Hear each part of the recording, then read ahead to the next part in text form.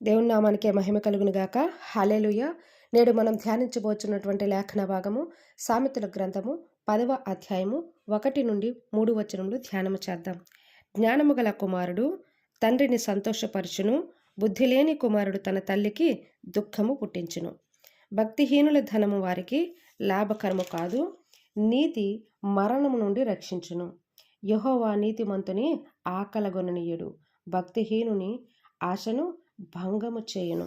ఈ మాటల్లో ఉన్నటువంటి కొన్ని అర్థాలను పరిశీలన చేసుకుంటూ వాక్య ధ్యానంలోనికి వెళదాం. జ్ఞానము అనగా బయట నుండి చూసి చదివి అనుభవించి నేర్చుకునేటువంటిది.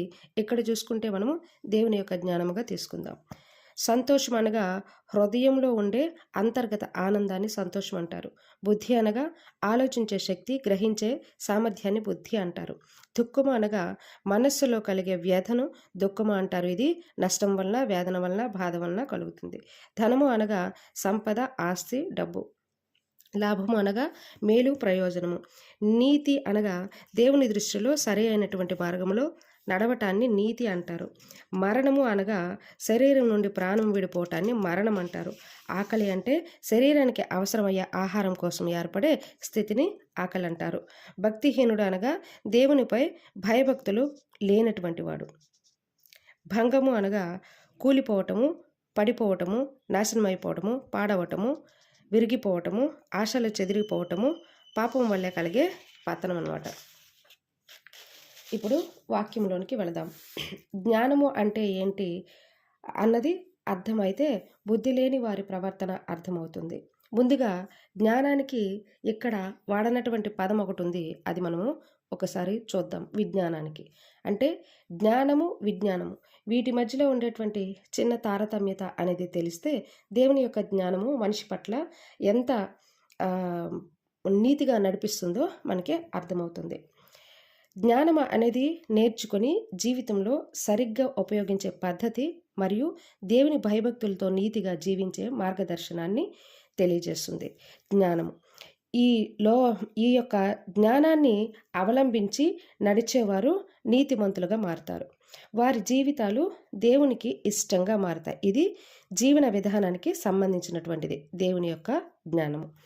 విజ్ఞానం అనగా ఏవైనా విషయాల పట్ల స్పష్టమైన అవగాహన, సమాచారం అనేది అధ్యయనం ద్వారా పొందటాన్ని విజ్ఞానం అంటారు. ఇది మేధస్సుకు సంబంధించినటువంటిది. ఈ తేడా అర్థమైంది కదా.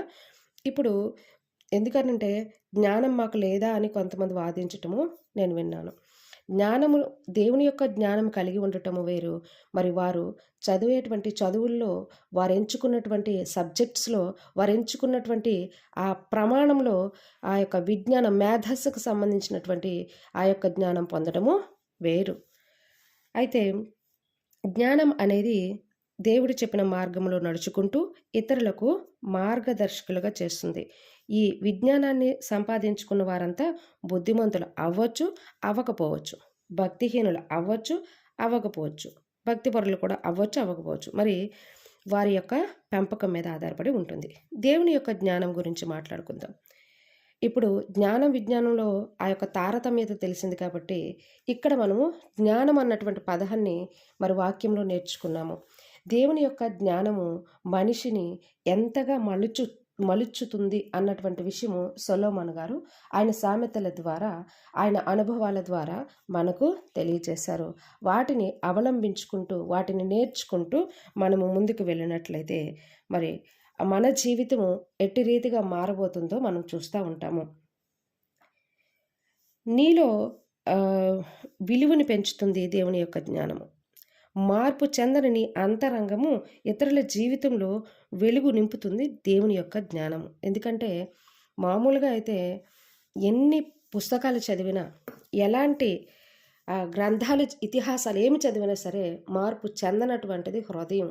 ఎందుకంటే ఆ యొక్క సబ్జెక్ట్స్లో మీరు ప్రావీణ్యత సంపాదిస్తారేమో తప్ప అంతర్గతంగా అంతరంగం మార్పు అనేది జరగదు. ఎందుకంటే దానిలో ప్రావీణ్యత సంపాదిస్తారు. ఆ యొక్క సబ్జెక్ట్స్ ఇప్పుడు విజ్ఞానంకి ఎలాగైతే ఎవరు ఏ విషయంలో ప్రావీణ్యత సంపాదించారో అలాగే మీరు విజ్ఞానం పెంపొందించుకుంటున్నారు తప్ప మీ అంతరంగ మార్పు అనేది దానిలో జరగదు. కేవలం పరిశుద్ధ లేఖనాల ద్వారాను మాత్రమే దేవుడు కలుగు చేసుకుని నీ జీవితంలో నీ యొక్క అంతరంగ మార్పు అనేది తెస్తూ ఉంటాడు. నీ గురి గమ్యము తెలియజేయబడుతుంది. పాపం మీద ఒప్పుకొని, అంటే పాపము అనేది ఒప్పింపునిస్తుంది అనమాట. ఏది మంచిదో ఏది చెడుదో తెలియజేస్తుంది. నీవు ఒక ప్రేమగా మారిపోతావు. దేవుని ఉద్దేశాన్ని తెలియజేసి ఆయన మాట కోసము బ్రతికేలా చేస్తుంది. నీ పుట్టుకకు కారణం ఏంటో తెలియజేస్తుంది. ప్రజల మనిషిగా మారిపోతావు, గ్రహిస్తావు. ప్రాణం ఉన్న ప్రతి మనిషి నీ రక్తం అని గుర్తిస్తావు. లోకానికి సారమైనటువంటి పోలికలు మరచిపోతావు. ప్రథమ స్థానము దేవునిదే అవుతుంది. మనిషి పాపం వలన పొందిన మరణము అనంతరము దేవునితో బ్రతికే నిత్య జీవంలోనికి నడిపే మార్గదర్శకమవుతుంది దేవుని యొక్క జ్ఞానము. ఈ మాట మనము ఈ యొక్క మాటకు ఆంతర్యంగా లేదా రిఫ్లెక్షన్గా దేవుని యొక్క పరిశుద్ధ లేఖనంలో క్రొత్త నిబంధనలో యేసుక్రీస్తు వారు మరణించి పునరుత్థానం దినమున ఆయనతో పాటు అనేకులను లేపినటువంటి విషయం మనము చదువుకున్నాము. ఆ అనేకులు కూడా ఆయనతో పాటు కొద్ది రోజులుగా ఆ యొక్క పట్టణంలో సంచరించినట్లు ఆ యొక్క విషయాన్ని మనము నేర్చుకున్నాము అని అంటే అది మనకి ఒక సూచనగా అక్కడ ఉంది. ఆ రెండవ రాకడ యందు మనము ఆయనతో పాటు లేస్తాము అనడానికి అక్కడ సూచన.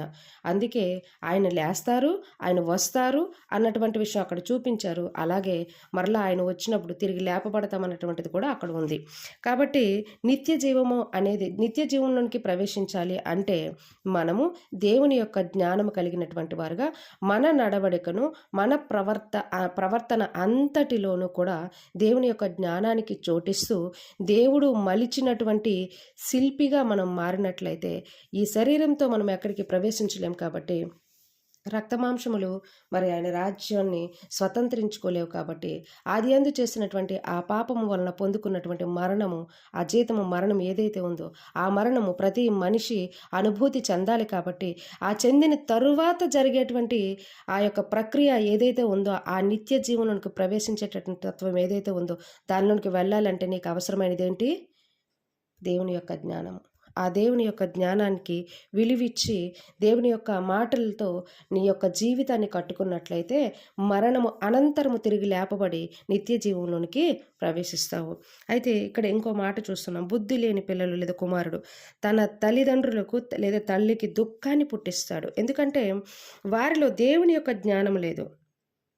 కావుననే లోకానుసరమైనటువంటి మార్గంలో ప్రవేశించి వాటిని అవలంబించుకుంటూ తప్పుడు మార్గంలో తిరుగుతూ ఉంటారు. ఇప్పుడు మా బాబున్నాడు, మేము కొన్ని ఆశలు పెట్టుకుంటాం. ఏంటి బాబు, నాకైతే కొన్ని ఆశలు ఉంటాయి. ఏంటది? మా బాబు చక్కగా ఇలా ఉండాలి, దేవుని మార్గంలో ఉండాలి, దేవుని అంటిపెట్టుకుంటూ ఉండాలి, దేవుని రాజ్యంలో మేము ఉండాలి, మా కుటుంబం అంతా దేవుని రాజ్యంలో ఉండాలి, దేవుని కొరకు మొదటి అడుగు వేస్తూ ఉండాలి, నా ద్వారా ప్రవేశించబెట్టిన లేదా చేయబడినటువంటి పని తర్వాత తను అందుకోవాలి అన్నటువంటి ఆశ ఒక తల్లిగా ఒక ఆత్మీయ పరిస్థితిలో నాకు ఉంటుంది, ఎప్పుడు కూడా ఉంటుంది. అది కాకుండా దారి తప్పిపోయి ఒక రౌడీలాగో ఒక గూండాలాగో లేకపోతే ఒక చిచ్చర పిడుగు అలాగ తయారవుతూ ఉంటే దేవునికి వ్యతిరేకంగా తిరగబడినటువంటి వ్యక్తిగా ఆ పిల్లోడు అలా ఉంటే నేను ఎంతగా వేదన పడతాను. అంతే కదా. నేను చాలా బాధపడతా ఉంటాను కదా, మదన పడతా ఉంటాను కదా. ఆ బాధ ఎలాగుంటుందో అప్పుడు అర్థమవుతుందనమాట. ఇతరుల తల్లులు బాధపడేటప్పుడు ఆ బాధ ఎలాగుంటుందో అర్థమవుతుంది. అది పడితే కానీ నాకు తెలియదు. కానీ అంటే చిన్న సందర్భాలు ఏదైనా చెప్పినప్పుడు అది ఒక్కసారి చెప్పినప్పుడు వినకపోతే నేను చాలా తల్లడిల్లిపోతాను.